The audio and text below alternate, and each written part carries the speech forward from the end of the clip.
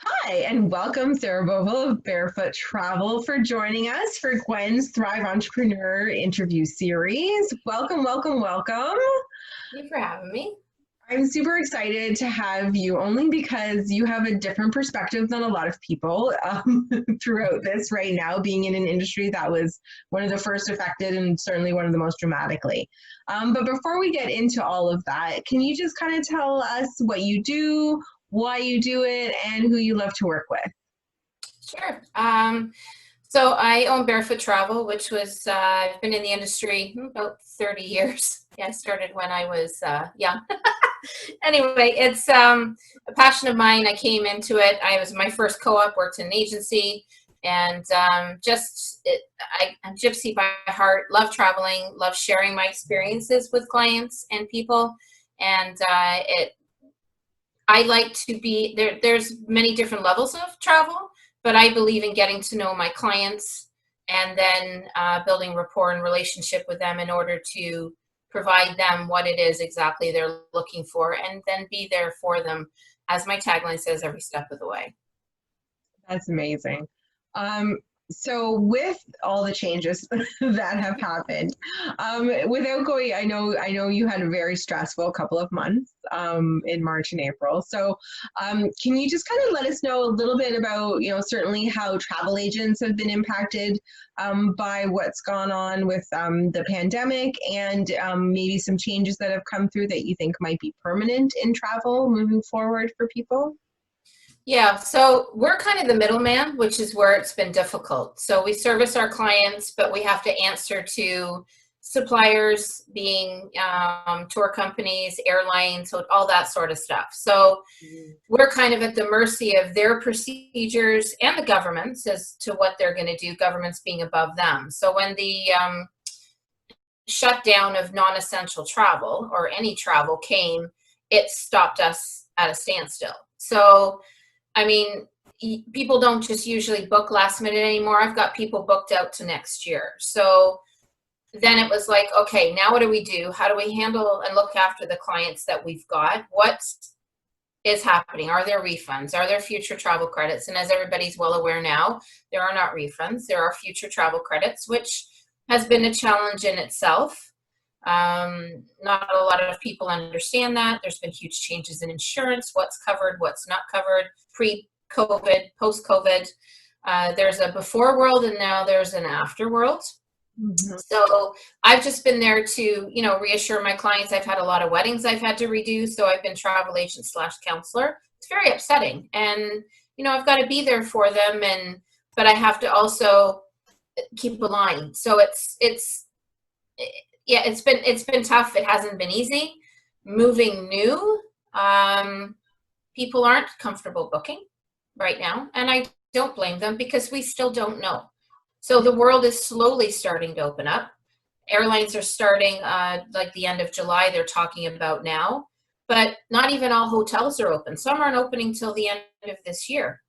Europe is allowing European flights in, but now they're saying some international. There's a lot of unanswered, and right now there's still a ban. There is still saying, as per the government, there's non-essential travel. So every day is a new day. It's fluid. It constantly changes. And the reassurance from my clients, though, is they can call me.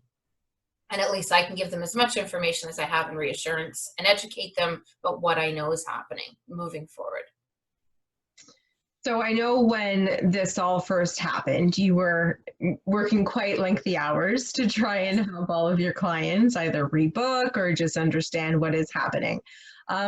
Has that changed? Are you still really overwhelmed with the client service side, or have you kind of gone back to a bit of a normal schedule in your business? It's definitely slowed down in the crazy months. At one point, I had, so there's 4 in my household. My boys have girlfriends. I had 6 phones. I have a U-shaped desk. I had 6 phones paced out along my desk with a sticky note above each one as to who that phone was calling. I had the longest that one of them was on hold for was 11 hours. Ah, So I had to know, and then I had it on top of the files I had to deal with. So it was the only way I could keep myself somewhat organized. And that went on for 4 weeks plus, just to get through to suppliers and get the files sorted out. And I'm thankful for the U-shaped desk I had, because it was like a phone would ring, and if I was on a phone, I'd throw something out the hallway for someone to come hold the phone and say, "Can you hold, please?" So they didn't hang up. It was slightly crazy. It was nothing I've ever experienced before. I was there for the Canadian Airlines Ward Air merge. I was there for SARS, 911, or 9/11, you name it. Never have we experienced anything like this. And I really hope we don't again, and we put things in place that should anything like this ever happen again, it's handled at a much easier, less stressful, all-around manner. Mm-hmm. Mm-hmm. Yeah. Well, and industry as a whole aside, you in your personal business, I know that you have had a lot of growth this year before all of this happened. Yeah. 2020 was going to be everybody's year. Yeah, it was. Absolutely. So what's your greatest challenge right now, either from a business standpoint or personally? Kind of what's your big hardship right now? Well, it's funny. I just signed on a brand new agent. So I actually have 6 agents on our team now, 7, including myself, which surprised me. But, again, and through our conversations of her starting up, it was a good time too, because we're not gung-ho. We haven't hit, and now I don't know what busy season is. I don't know. I think this is going to totally change the whole dynamics of this industry. So it's a great opportunity for her to come on. There's a lot to learn. And so she's ready for her feet, both on the ground when this does start up full. It will be different, but it will. So that my challenge right now is to, with my agents on the team, is to just keep them motivated, and that this is a blip. It's a big blip, but it's a blip, and we'll get through it, and keeping them focused on what it is they're going to do. And so far they've been great. Inquiries are slowly trickling in, so it's a great opportunity for mentoring with them. Mm-hmm. And to get their business where they want it to be. It's given me a chance to simplify procedures, clean up the back end of the business, which has been kind of a breather, because this is an all on, and you're always busy, and you never feel like you have that chance. So not if there's any silver lining in it. Yeah, everything is really simplified and sorted out. Website's done, procedures are simple. So that's been a good thing. And moving in, we will be ready. And it's a different focus of maybe domestic travel right now. But again, you've got a 14-day quarantine. Out of country medical doesn't cover anything existing for COVID.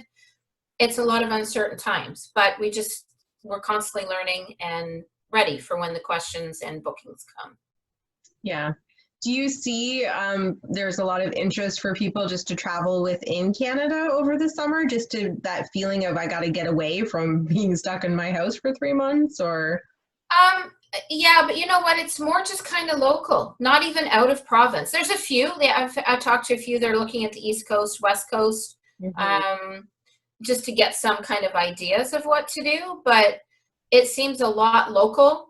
Let's get an RV, or let's just tour around what we haven't seen ourselves. I mean, myself, I've never really been to Tobermory, and it's kind of there. I'd love to go check it out. Will I have the opportunity at the summer? We'll see. But yeah, the international, there's people inquiring. They want to, they're asking, but nobody's really ready to commit. Mm-hmm. Well, and I think there's still so many uncertain elements right now, even just for things opening up, and like are there national parks going to be available, and what amenities are going to be available there? Because I know even the parks that are open, for example, people hiking and stuff, but the washrooms aren't open. Yeah. So you have to plan, because you can't stop in at Tim Hortons and go to the bathroom on your way on a road trip right now. Yeah. Yeah. It's huge. Like there's so many different factors, and I mean, the same thing, they're doing the temperature thing, but okay, so no one can answer the question if your temperature is not within the normal range. Are you grounded? Are you not allowed to fly? What happens when you're in destination if, you all of a sudden you've got a spiked temperature? I myself have hot flashes. Is that going to stick my temperature up? Like there's just so many questions And if that happens in destination, they're going to quarantine you for 14 days. Mm. Are you going to have to pay for that? Is that going to be at, higher rates? Like, we don't have those answers. We don't have clear answers for that. It's just slowly it's going to be a new way. They're even trying to figure out, think about bus tours. There's usually like 44 on a bus, thereabouts. They're not going to be doing that now. They're going to have less, because now when you go to the sites like the Louvre or whatever, you have to book a time to see it. There's no lineups, there's no crowds, which that's a nice thing, and I believe will be the new norm. But what do you do? Like, airlines were easy between 75 and 85% full on a regular flight. We're now 50 to 60. Where's that going to put our flight costs? Like, there's just, I just feel all around me just these question marks. Like, I answer as best I can, but we don't know. Yeah. Yeah. And I think that has certainly an economic ripple effect. If, travel, because I know that when things kind of do open, there is going to be an encouragement to help and support those businesses for people to be traveling. But at what cost? Like you said, like if suddenly that bus ticket costs you double to come to Niagara Falls, are you no longer going to come to Niagara Falls because it's not worth it to pay, $200 or whatever just to come to the falls? Yeah, I think that it's going to, certainly we're going to see for a couple of years to come. I believe so. Yeah. And when you go back to my team, and they each have a niche and each have a specialty. So they will know inside and out. So for example, one specializes in cruises. She will know inside and out the procedures post-COVID for the cruises. So if I don't know, any of our clients can contact one of them that are specializing in that to know it inside and out. Because you can't know it all. It's a big world. There's lots of forms of transportation, and we need to have the right answers. Yeah, and especially that cruise industry is a great example, because lots of changes there. Lots of changes. It has to be. Oh, yeah. Absolutely. And I think, if anything, people are booking. I'm booking cruises into 2021 already. 2021 cruises are quite popular, and people are booking, and their sales have increased. That's so good. I think a lot are expecting it to be that way. Yeah. Looking at cruises, I have actually, fun fact, my best friend's husband is a chief engineer with Princess. So his contract got on at the beginning of March. And he just finished this week, so he's going to be home July 1st. But for him, like I almost got like an inside scoop on what's happening, because his ship basically turned into a hotel. They picked up crew from different places and then had to cross the Atlantic. So they started off like Bahamas and all that, had to cross the Atlantic to drop them off in Europe and England. So they're just trying to get crew members home from multiple ship lines as well. Like, they just kind of scooped up a whole bunch of people from the Caribbean, brought them over. They had other Princess cruise ships going in different directions over to like Australia, things like that, just in an effort to get people home. Wow. Yeah, because there's so many that are not home yet. Yeah. It's just devastating. So I love that you talk about the time that you've taken right now to be working on kind of the behind the scenes of your business. Because I think that, like you said, you get too busy in the day-to-day to be doing that on a regular basis. So besides that, is there anything else that you're doing to really kind of set yourself up for when things do really get kind of normal busy side again, so that you're kind of ready for that and you can kind of achieve that success when things do ramp up again for you and your team? Just staying on top on now and knowing the new procedures and all the places you're going to. So there's, hundreds of webinars right now for us to take. So it's staying on top of, all the suppliers and the hotels and the airlines and the cruise lines and all the procedures they are having implemented in place for when the world opens up again. So when our clients call us, we can say, okay, yes, this is what you want to look at. Let's say Princess, for example. Then we know what the steps and the procedures Princess has taken to keep you safe in your travel. So I think that's the main important thing to do, because people want to know they're going to be safe. Yes. And so staying on top of all of that, or if I don't know, I'm going to find out for you. And there's so much information. Like, I've never seen that the host agency I work for has been exemplary, and they have been on top of stuff. They are doing, there's got to be 4 or 5 webinars a day from suppliers educating us of what's happening with them, where they're going, how it's expected to be moving forward. So it's just staying on the forefront of that. So yeah, I'm still working a ton of hours a day just to keep on top of everything. Yeah. Yeah. But that's okay. Yeah. And I'm sure that that will continue to evolve as well as they open up and decide that processes maybe need to be enhanced.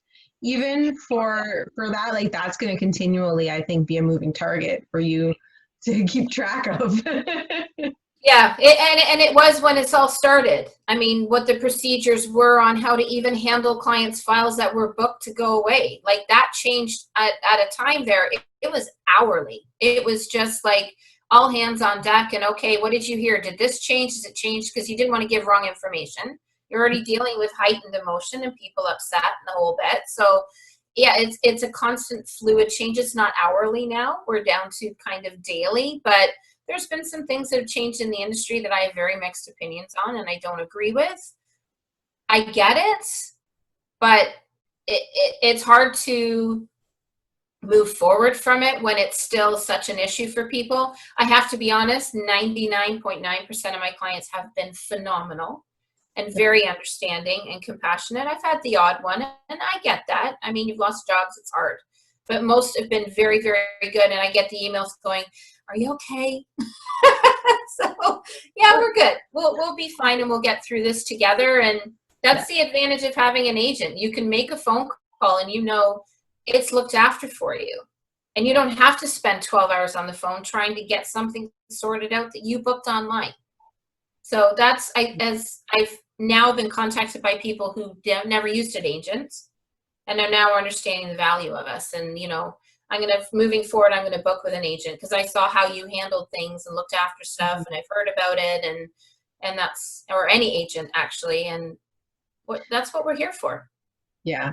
And I think that too, to speak on the value of an agent now more than ever, is that you are doing all that homework and you can compare, as opposed to me going on and saying, oh, what's this hotel doing for safety and sanitation? And what's this one? And having to go and do all that research myself, where I can just call you and say, this is where I want to go. Where's the best place to stay that's safest for me? Yes. Based on what you want. And yeah. Well, a good agent qualifies. You ask those questions and you find the right fit for your clients. Yeah. Because when you come back, I want you happy. I want to be, I'm not that person. I'm not your happy person right now, as some of my clients call me. You're my happy. Well, I'm not right now. I don't like not being there happy. So when the time comes that we're back to that point again, yeah, you know, call us with confidence, call an agent with confidence. And through this, and maybe it's off base for me to say, but the true agents that honestly are here for this business and for this industry because we love it, will still be here. Yeah, for sure. So how are you doing through quarantine? You know what? Again, not only business size did it kind of take me a chance to reorganize that. We reorganized the house, we painted, we did gardening. I've read 2 books, which I can't tell you the last time I've read a book. Beautiful. So it's been kind of nice, and I'd like to somehow, and not feel guilty about doing all this, that I'm not working. I need to keep some of this to balance moving forward. And, it's not all work. There's got to be some balance. So that I want to, enjoy the now and bring that into when it does get back to quote unquote normal. Yeah, exactly. So do you have any guilty pleasures during your quarantine? Is there anything? You know what? Honestly, it might sound great, but reading a book. Just reading a stupid no-brain romance novel and finishing it. Yeah. Wonderful.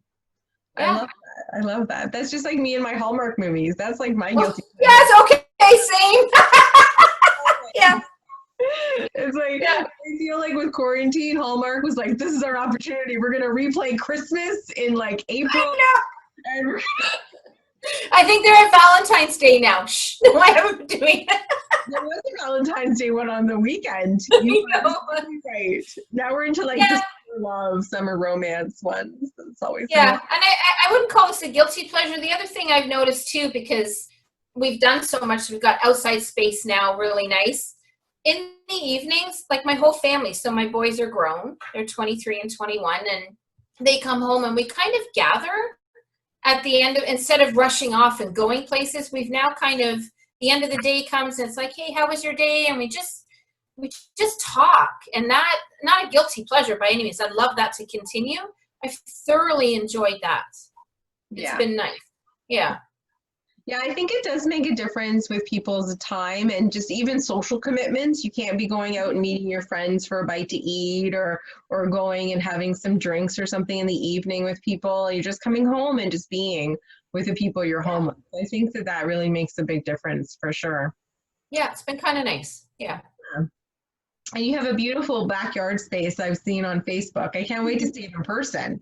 You will, most definitely. Thank you. Yeah, it's my sister named it my oasis, and yeah, that's kind of what I call it. It's yeah, it's nice. You just go out there and it's just, I'd like it to warm up a little bit because it's quite shady and cool, but that's okay. Yeah. Yeah. Oh, it'll come. The weather, the warm Oh, weather I is know. right around the corner. Yeah. So how are you throughout all of this still supporting small business? You've always been a huge supporter of small business, shop local. How are you able to still do that during all of this? Well, maybe even more so. Like for example, ordering food. Like I've talked to the boys because they can't go out now, so they're ordering stuff. I'm like, order directly from the restaurant. I've got stuff. I've probably shopped more locally with Facebook pages and local companies that are showing. They've done some of them have done a really good job of showing their products that they have, that they're doing storefront to buy, drive up. I've been doing that. There's a couple local restaurants that they've had the meals, or even like frozen food that you can just purchase and it's in the freezer to use. So it's been kind of nice to just be in the now and appreciate what we've actually got. I did do the local vegetables that were coming in. I tried that for a while. So it's been ordered local meat. I've enjoyed it, actually. It's kind of brought things back to, and then I've told people, hey, this has been really good. You should go try this. So it's been kind of nice and a nice conversation and connection to people too. Yeah, for sure. I have to say, because I'm not one to like browse.